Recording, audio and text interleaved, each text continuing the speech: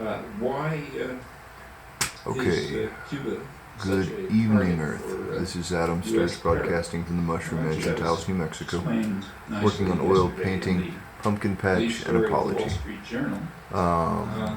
This evening I'm going to zoom into this top area It says that and work with a little bit of Cuba lake has blue been dedicated to the cause and quite a bit of white derailing the U.S. agenda mixed into a very in light America. sort of electric blue Therefore, to it's a continue the patterning. fact. Actually, Here the we go. author of the story probably didn't know it, but he was virtually quoting from declassified CIA documents 40 years earlier, which explained the reason for the attack, at that time, extensive terrorist attack on Cuba, on the grounds that Cuba, that the very existence of the Castro regime is successful defiance of U.S. policies going back 150 years. And so it just can't be meaning back to the days of the Monroe Doctrine, when the U.S. intended to take over Cuba. So no Russians, nothing like that. So obviously that can't be accepted, and the Wall Street Journal more or less has it straight when they say that the crime is the dedication to the cause of derailing the U.S.'s agenda in Latin America. The same article of the Wall Street Journal goes on to say that Chavez in Venezuela is the heir apparent to Castro's cause of derailing the U.S. agenda in Latin America, which makes Venezuela, the successful existence of that government, an unacceptable, successful defiance of U.S. policies going back 150 years with consequences that will be familiar to people who know about the history of this region. And again, it's timely. Just a few days ago, Venezuela sought extradition of two military officers who had fled Venezuela after they were charged with setting off bombs in Caracas. They're now here. Venezuela's asking for extradition. Two more terrorists harbored here for the moment. We'll see what happens with that. This is connected with the military coup a couple months ago, which was openly backed by the Bush administration, although it drew back and it aroused an enormous opposition in Latin America, and the military coup was overthrown. According to the British press, very good correspondents in the British press, Latin American specialists, they claim to have amassed evidence that the coup was instigated, or at least in part instigated, by three major figures of the Bush administration who have a long record of involvement in terrorist crimes in the 1980s, namely Elliot Abrams, Otto Reich, and John Negroponte. Their involvement in terrorist crimes in the 1980s, again, isn't controversial. For that, we can turn to the World Court judgment that Tony mentioned, and the two Security Council resolutions endorsing the World Court judgment, which of course were vetoed by the United States, with Britain politely abstaining. Just to draw some conclusions, the Bush doctrine quite directly implies that the United States is a terrorist state and should be treated accordingly. It's obviously harboring terrorists. I gave a few examples, could easily add many others. Just add one more. Right across the river, there's a leading terrorist being harbored, Emmanuel Constant, who was the head of the paramilitary organization that was responsible for killing thousands of Haitians in the period of the military junta, which was supported not so tacitly by Bush 1 and even more by Clinton. Haiti has asked for they've sentenced him in absentia. They've asked for his extradition repeatedly. They never get a response. The general suspicion is that the U.S. doesn't want to extradite him because in a trial, his connections with the U.S. intelligence will come out. But whatever the reasons are, he's another terrorist harbored here. One might say that killing several thousand poor black people doesn't really count as much of a crime. So maybe it's not like other cases of harboring terrorists. Won't go into that. Well, without continuing, it's not very hard to evaluate the doctrine of driving evil from the world if we accept the condition of universality, but as Henry Kissinger accurately pointed out, that's an error. The doctrine holds only selectively. It's a doctrine that's powerful may invoke, but not even else. So therefore you could say that all the examples I've given are completely irrelevant, and many others like it. As for the imperial grand strategy, I think its implications are as revolutionary as Henry Kissinger indicated. I think a good case can be made that the implications go far beyond, and that it should be a matter of rather considerable concern. No, thank you very much. I hope we have time for a few quick questions.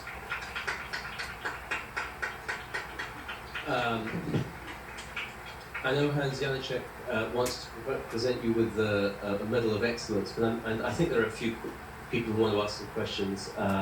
And normally I give myself the right to ask the first one, but today I won't hog the microphone, and I'll go to Ricardo Alday of Notimex first. Hi, Mr. Chomsky, Ricardo Alday from Notimex. I want to ask you two brief questions. What is, in your view, the risk of 4 more years of Bush, both inside the United States and for the international system? What the impact will be? And secondly, do you think Kofi Annan should cede to U.S. pressure to send back human personnel to Iraq? And does he have any room not to say, to say no?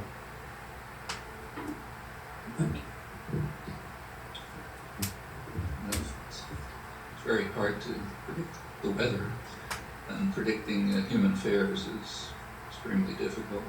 But there is a fair possibility, a possibility beyond what I think any rational person would want to accept, that another 4 years of the same policies, it could be extremely dangerous for the country and the world, and could cause maybe irreparable harm.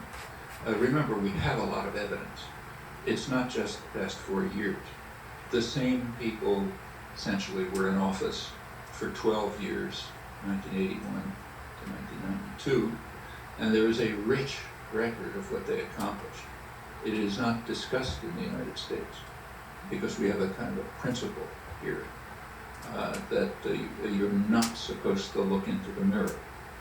It's not unique to the United States, but very striking here. So anything that happened in the past didn't happen, okay? Because we've changed course or some miracle has taken place. So we're therefore not permitted to carry out the rational approach that we would to anyone else. If Saddam Hussein appears in a trial and says, well, why are you bringing up all that old stuff from the 80s? It doesn't mean anything now. I'm a nice guy. I just had a born-again experience, and I'm going right to heaven. We wouldn't even bother laughing. But when that is done year after year after year, as it is, by our own leaders, we applaud. Okay, that's what it means to be a disciplined intellectual. And if we don't want to accept that discipline, we can treat the matter just as we would in the case of Saddam's crimes or Stalin's crimes or anyone else's. We can ask, well, what did they do during those 12 years? And what have they been doing the last 4 years? And more reactionary. It's a reactionary selection from the first 12 years. And it's clear enough. They have a domestic agenda, which is not hidden. They're trying to unravel the progressive legislation of the past century to overcome the achievements of popular struggles, hard ones, to gain some benefits for people that we call a minimal welfare state, to transfer power into the hands of unaccountable private tyrannies in one way or another. every aspect of the program is like that.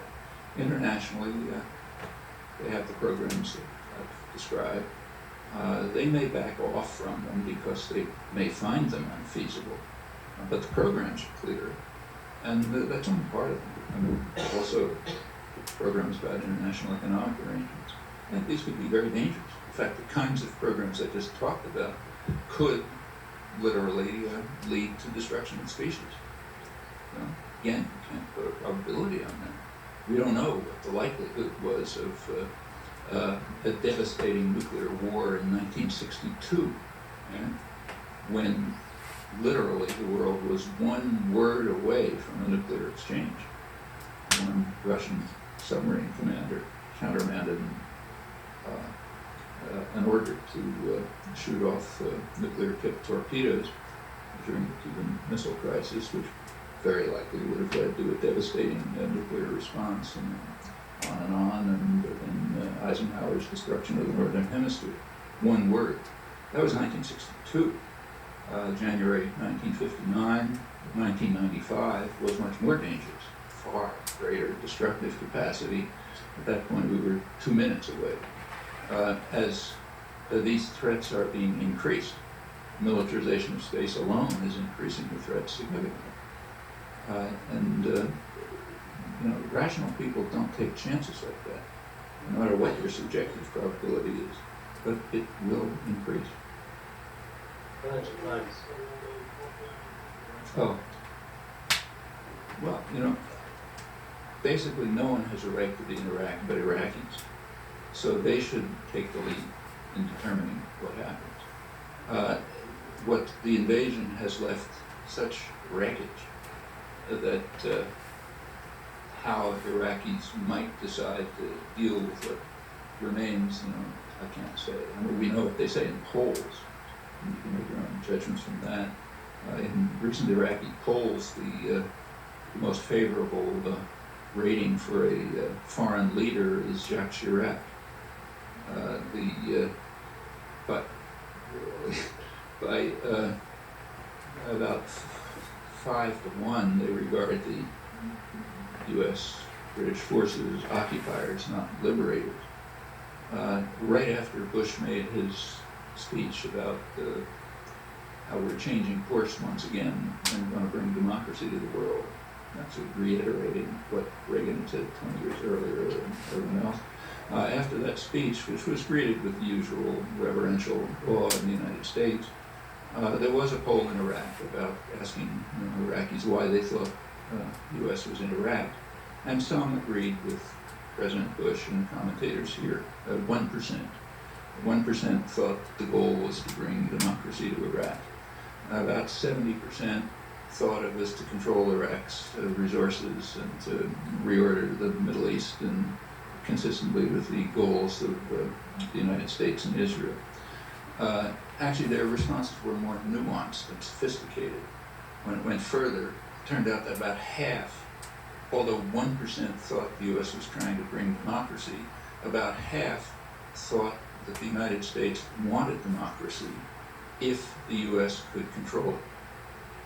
Now that's the sophisticated response, the one that's based on history, the one that is understood by everyone in Latin America, for example, or the one that Iraqis understand perfectly well from their own history. I'm so free, under British rule since the 1920s.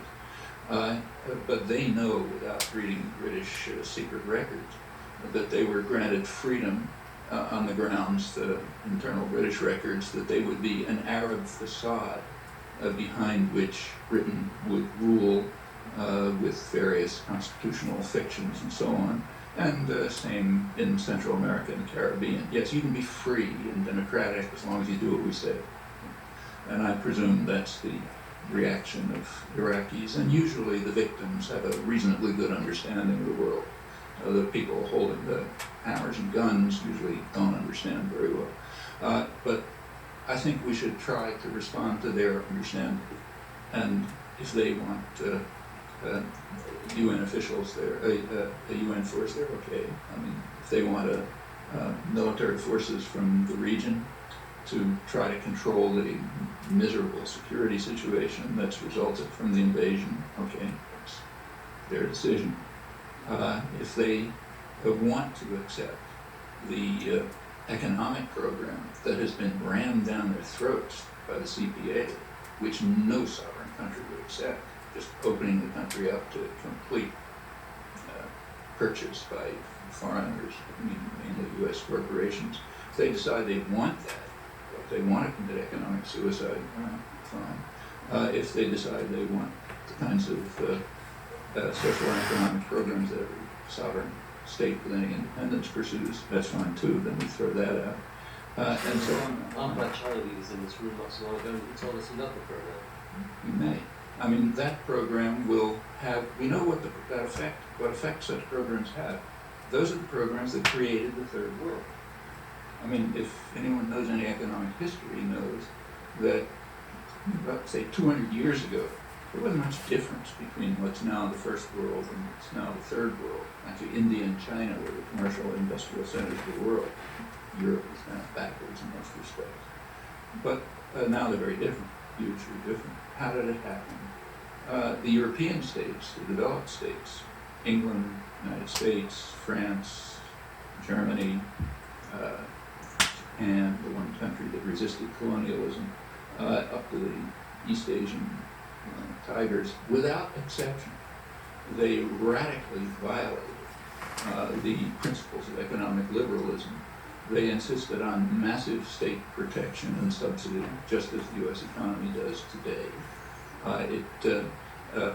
They were very highly protectionist and interventionist. On the other hand, they forced what is now the third world to accept economic liberalism, the program that Chalabi wants, an extreme form of it. And it had a big effect. So at the end of 200 years of British rule, India was not the commercial industrial center of the world anymore, from which Britain was stealing technology and so on. It was an impoverished peasant country with mortality rates about the same as they'd been 200 years earlier. Began to develop afterwards. It could follow its own principles. However, in every one of these third world countries, every one, there is an elite which is extremely wealthy and privileged, serves the interests of the foreign masters. And they do just fine. You know, they're the poorest country in sub-Saharan Africa, and there are people living a lavish lifestyle we can't dream of. So in Iraq, too, under this system, there will be such people. They're the ones working with the foreign bankers and international investors and with Halliburton and so on. They're going to have local managers. No, we're fast running out of time. There are various people who want to ask questions. I see 3 hands that I can identify. I think there are more back there. I'd like to take 3 questions, and then I think what I should do is allow those who want to lead. So I'm going to recognize Financial Times, the Iranian news agency, and Tempo, and any others who want to ask any questions. I'll ask you to pause. We'll have the medal ceremony. Those who want to leave can leave, and those who want to stay and ask for more questions, if you keep them more. Don't do it, then we'll let you do it. The other thing is, perhaps I could ask you to attack people in your responses. Never hear that.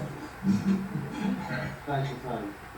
Actually, I was going to ask 2 questions, but I'm just going to ask one now. Very specific question. I was very interested in the stuff you were saying about space.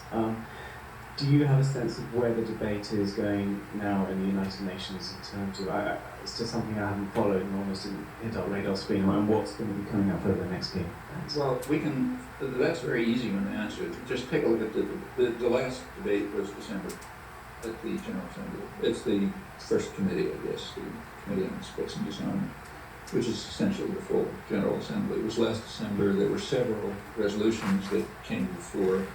One was a reiteration of the effort to ban militarization of space. I don't remember the numbers, but I think it was voted something like 174 to 3 or something like that. U.S., Israel, and some Pacific island. There was another important resolution which called for removing weapons of mass destruction from the Middle East. And that was also voted overwhelmingly, I can't remember the numbers, but overwhelmingly with the U.S., Israel, and maybe the Pacific Islands opposed. But you can look at the dates. They're right there on the UN record. And that's been going on for years. The first committee, the Disarmament and Security Committee, it's called, has been meeting regularly for 6-7 years, and has been hung up on the question of militarization of space. Everyone on the committee, led by China, but it's been essentially unanimous, has been trying to put some teeth in the 1967 Outer Space Treaty, which does loosely reserve space for peaceful uses. And they want to enforce that and strengthen it. And it's been blocked all the way by the United States, all the way. And there is no reporting on this in the United States, actually, virtually none. Some friends do database searches and they find a little newspaper in Utah that mentioned it or something. So it's basically unknown. But it's public. New coming up, yeah, the Disarmament Committee will continue to meet, and the General Assembly, they'll continue to meet, but they can't do anything if the United States vetoes it. And the same is true on the Outer Space Treaty itself. There is a 1967 Outer Space Treaty, which is not terribly specific, but the implication of it is to prevent the use of space for military purposes. For a long time, nobody did much with it. A few years ago, efforts started coming along in the General Assembly to ratify it again, re-ratify it. The reason was the recognition that the U.S. intends to violate it. And it's come up year after year, I forget how many now. That one, the U.S. doesn't vote against, it abstains. Everyone votes for it, and the U.S. and Israel abstain. Israel doesn't matter, but a U.S. abstention is, in effect, a veto, a double veto. The U.S. abstention vetoes the proposal and vetoes it from history, which is what I don't know about. So it's not reported and not discussed and so on. So the double veto has succeeded in blocking efforts to, so I said, abstain. But when the U.S. abstains, it's in effect a veto. It's because that means it's not going to happen. Okay? When the most powerful state in the world says, nothing to do with this, that's in fact a veto, and in fact a double veto, because the reporting is also effectively vetoed, and it disappears from history. And that's been the course of the issue of militarization of space for probably 5 or 6 years. And this goes back to the Clinton administration. All of this is completely public, incidentally. So if you read if you take a look at the website of the Space Command, it's open. Back around 1997, the Clinton era, the Space Command announced clearly its programs for then control of space, not ownership of space. Now it's up to ownership. For control of space, very elusively. I mean, we're kind of reading like a little Maoist book.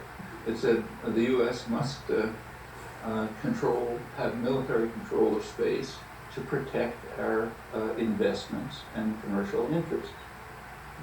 Okay, and then it went on to give a little bit of history. It said in the past, countries needed armies and navies, like Britain, to control their commercial interests and investments.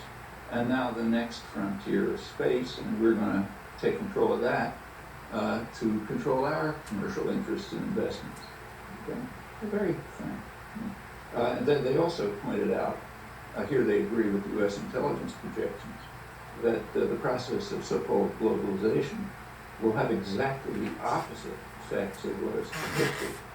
And then it will increase, it will lead to a widening economic divide, a growing gap between the haves and the have-nots. The U.S. intelligence projections are the same. It will lead to a growing economic divide, also financial volatility, meaning lower growth. And in this case of, in a situation with a widening economic divide and a growing number of have-nots, it's going to be harder to keep them under control. So therefore we need new devices, like, for example, militarization of space. uranium usage. Professor, what would be the role and situation of other players, such leaders of Russia, China, France, and others? Will they have to give up to some kind of compromise or what? Nobody has to do anything. What they are likely to do is pretty much what they are doing. Russia, as I mentioned, has, in the last year, has sharply increased, I think by about 30%, its military spending for offensive military purposes, new offensive weapons, and so on. China is widely expected to do the same, or maybe already be doing the same, in part just in reaction to the ballistic missile defense development. I mean, everyone involved in that has predicted that, of course, China is going to respond by increasing its offensive military capacity. Others will respond in other ways. I mean, nobody is going to say, thank So that's you, looking a little please sharper. cut my throat. Pan around for a second. If you announce that you're going to attack people at will and destroy them at will, they're likely to find some mode of response. That's why many well-known international scholars have said that these policies increase or tend to So it's getting there increase the slowly. proliferation of weapons of Now what I mass think I'm destruction going and to do increase terror. Is Those are zoom out reactions that people can use. And sooner or later, and work that weapons of mass destruction the remnants of that light blue.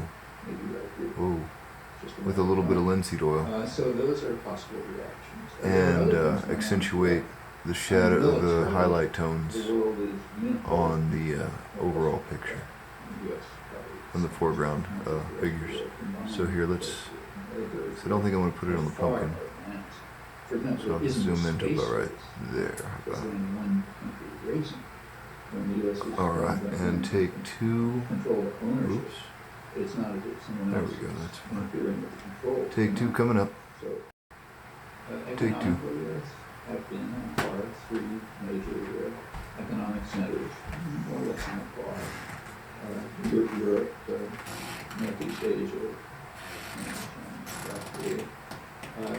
Others interacting with them. Europe kind of on a par. Europe is an economically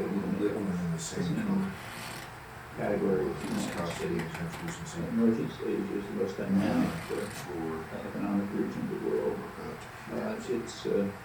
It also happens to have about half of global exchange reserves. Head of the Clinton's Council on Economic Advisors, Laura Tyson, really recently described the international economy in four simple words. So America spends, Asia wins. And how long that's going to go on, nobody knows. But it's an area which has reserves, which is growing fast, which already has a greater GDP than North America does. Europe is the same. Europe, contrary to a lot of talk, has approximately the same growth level, productivity growth level per capita as the United States, and it can go up in the same direction. These are issues that go way back to the end of the Second World War. I mean, right throughout the Cold War, one of the concerns of U.S. planners was that Europe would become what was called a third force. Well, that still remains. The end of the Cold War had changed that. And now there are comparable problems in East Asia. A lot of the maneuvering around control of the Middle East oil and the lesser but significant Central Asian oil resources, a lot of that movement has to do with who's going to control those major resources. Because whoever controls them, if the U.S. controls them, it will have what it's called veto power over the that was 50 years ago, even more the case now. So a lot of alternatives. Tiempo, Madrid.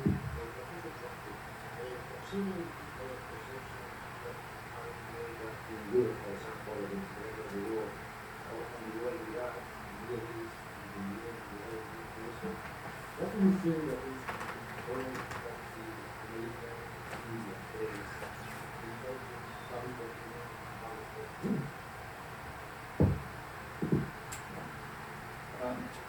Fine. there's a lot of studies.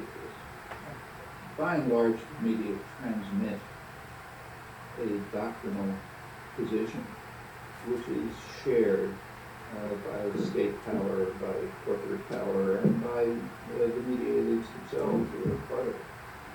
It's easily documented. If you want a close analysis concerning Iraq, I suggest that you take a look at one critical study done by, which you pick up on the web, done by the most important public attitude study program in the world. It's the Program on International Policy Attitudes at the University of Maryland, PIPA.org. They did a study about a month ago. It's called Misimpressions of Iraq, in which they investigated beliefs that are so obviously outlandish that there's no serious debate about whether they're true or false. And those are the misimpressions of Iraq. And they evaluated them among the public. They're extremely high.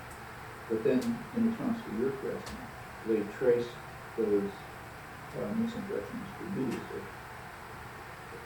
turned out if people were getting their news from Fox News, about 80% had at least one serious misimpression. People who were getting their news from major print media, about 50% serious misimpression. Those who were getting it from National Public Radio, about 25% serious misimpression. These incidentally are misimpressions that aren't in England without in Europe or different in the world. And that's a misleading estimate, as it turned out, because about 20 to 25% of the public in the country are getting their information from talk radio. So you just turn that on and you'll find out what that means. And among young people, and you can say break down the demographic, numbers, I think the majority from say 18 to 22 are getting their news from comment shows that are on television late at night. These political comment shows.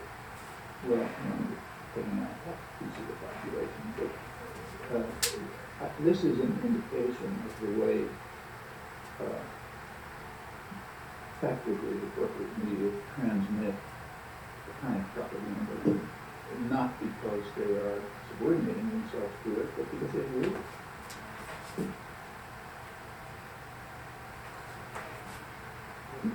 Chomsky, we clearly could go on all afternoon, but there are a lot of people I can see who would like to ask questions, but we don't have time, and Hans Janacek does want to give you your medal for your sterling work over the years. I'm going to allow my colleagues who need to go off and file to leave, and we'll go to the medal ceremony, and then those who want to stay and ask some questions, perhaps we might be able to squeeze in a few before lunch.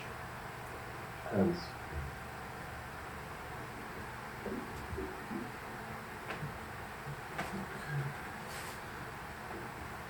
Professor Chomsky, it's a great honor for us that you accepted our invitation, but even more so that you accepted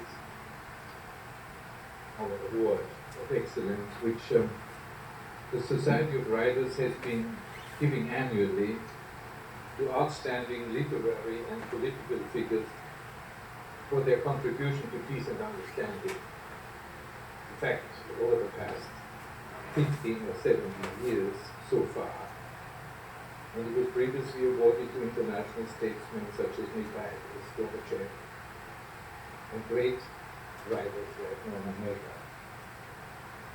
The members of the society, founded in 1989, are diplomats and journalists accredited to the United Nations, as well as individual staff members with a distinguished literary record. We deeply believe that there is a link between politics, diplomacy and government, and literary art on the other. Because there are many things that you cannot say in a political and diplomatic fashion. You need a literary element. And this is one of the things that we have found. about you for 70 years. It's not only what you say, it's how you say. And you can see the response you have. And you never raise your voice. And you never swear. And you never hit the table with your fist. You always keep calm, but persuasive. It's persuasive indeed. And this is why the citation of the award, which is a medal, I will show you. It is a medal on a blue ribbon with the inscription Ex mente orbis, which I would translate as the spirit of the world. There are also other interpretations, but what it means really is the concept. That's what it's all about. Professor Chomsky, we honor you today in gratitude. You have kept the flame of reason and common sense alive when they were threatened. You stayed calm in the clash of civilizations, but recorded the conflict in a uniquely somber and persuasive style. Your voice is heard all over the globe. You have earned the respect of millions, eager to find the truth in a troubled world. There is no better place to express our respect to you than here at the United Nations, whose spirit and principles you represent.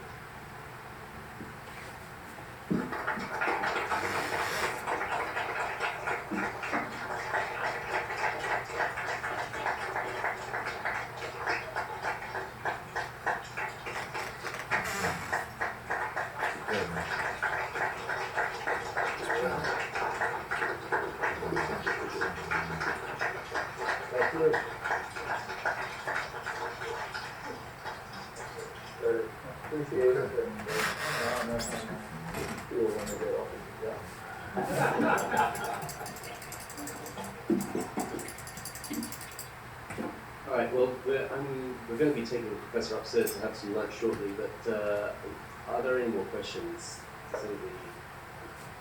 Well, I see 3 hands, so I'm going to take those 3 questions, and then I'm afraid that's going to be it. Anjali, the pioneer of India. All right. So that wasn't a terribly long session, but we got some nice detail carved in with that same blue that I think will help accentuate the sky color and vice versa. Thank you. Yesterday, George. And I'll continue layering little bits of the colors I use in the sky into the rest of the scene as well. Can you comment? Kind of lights that up nicely, gives it a little more How detail and alarming edge. is the increase in defense spending? Well, I mean, it's alarming in many respects. For one thing, spending on one area provide what are called foregone opportunities, means you don't spend on another. There are very serious problems in the country that All right, require but I think that's it for the moment. major spending. And there, if you have more spending for... So thank you for watching. That's Adam Sturch broadcasting from the Mushroom Mansion, Taos, New Mexico. Working on oil painting Pumpkin Patch Party. The military spending itself... An apology. Two functions. Trying to talk while adjusting my tripod simultaneously and domination. and failing. That's what's described in... Have a good night, Earth. Theory of space.